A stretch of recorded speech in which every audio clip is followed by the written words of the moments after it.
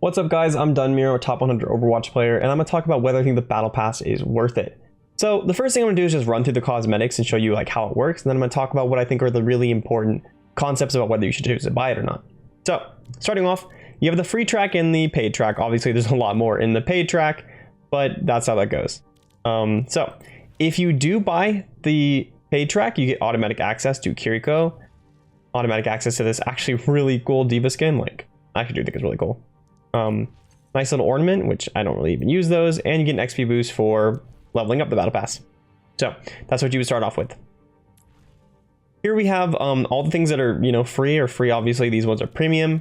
So we're looking at Pachimari, little buddy here. These are like the new little screen behind your name. I forget what they're called, right? Then we have Moira voice line. We have a Reaper emote. We get a free May emote. I'm not gonna spend too much time just to show you guys kind of like what it's like, right? Sticker. I guess this is like a little thing you can use with your emotes. Kind of weird, but you know, whatever. Lucio voice line. Winston skin. That's what I care the most about. It's also what I focus the most on. It's all right. I mean, whatever. It's kind of a thing. I mean, yeah, whatever. I don't know. Not anything too impressive, to be honest. Looks like a standard recolor. Little player icon with some more Sakura here.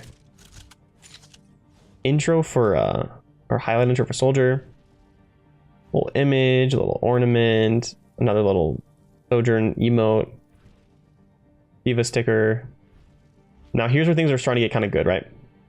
So like I said, all this stuff is free. Like all this stuff is kind of whatever to me. Like I don't even use this stuff, so whatever.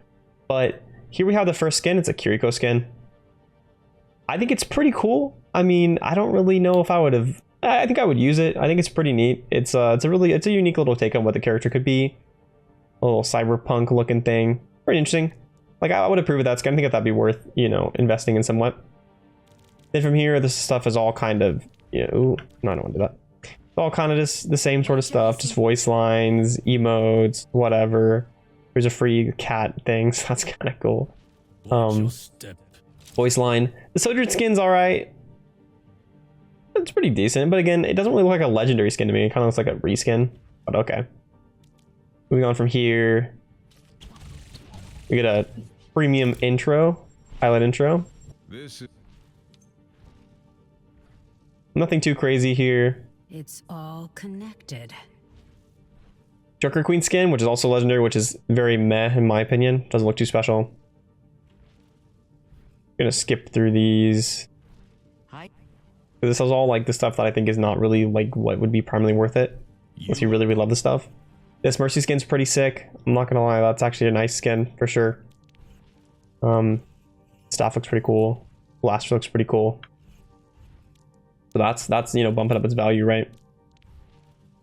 Now, you know, we're pushing up, and if you're free, you'd finally get Kiriko, which we'll talk about that in a minute. But going on here, skin's all right.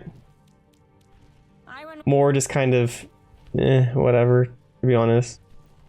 We get a eating emote. Reskins, it's all right. Like I like the way the gun looks on it. Looks kind of cool to me. I don't know about you guys. I think it's actually a nice reskin. I kind of like reskins overall, but I don't like, you know, want to pay for a bunch of them, right? But here's the things are going to get to like the final juice here. And it really has to do with this Genji skin. So the Genji skin is customizable, as they've talked about a lot. It allows you to, like, if it's not super customizable or anything, it's just more like interchangeable parts essentially. So for example, on your weapon, you can have like this longer sword, you can have a smaller sword, which I mean, that's pretty cool. If you have, you know, that's neat, right? You can change the way your tattoos look, but there's only like 3 options. Like it's like a very scuffed character creation screen essentially. If you have a different mask, that's pretty neat.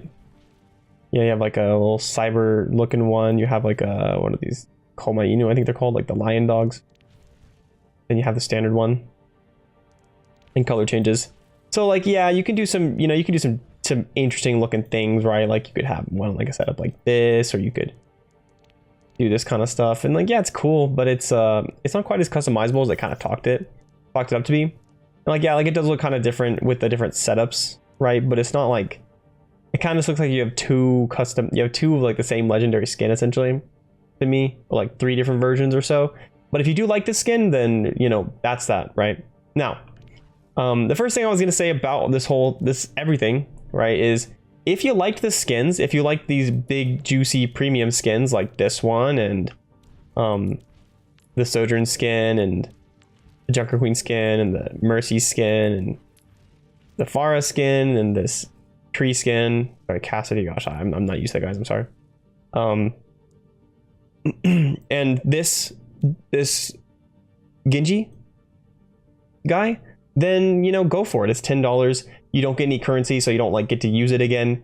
So like, you know, it's not like some of the other battle passes that you get to constantly just keep doing it over and over and over again like other games.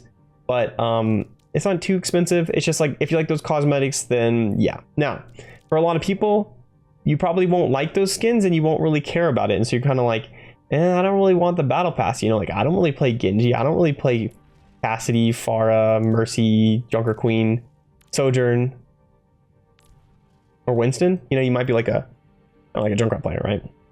Like, why do I care?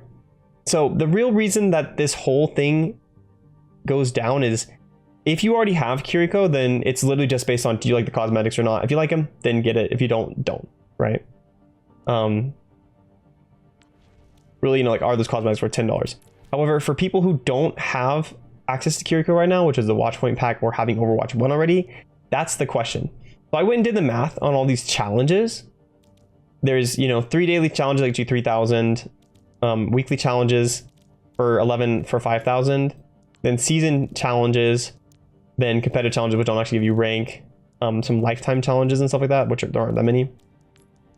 Basically, what you can do is Kiriko is going to be locked for 12 weeks, or sorry, for 2 weeks in the competitive mode. So that's kind of what I'm thinking about. You know, like, is it okay to wait and just level up the battle pass and then get her before she drops in rank and she's broken? Well, I did the math, and it's going to take, you know, about 55,000 XP to get there. Because 550,000, sorry. Doing all of the challenges in the game and doing them, like all the dailies, all the weeklies, all the seasonal ones, will only get you about 25,000 in 2 weeks. So what you're looking at is having to wait like another 3 weeks to be able to get this character for free, because you only get 100 for playing a game. You get 100 XP for playing game, 150 for winning, an extra 100 for like continuously playing games.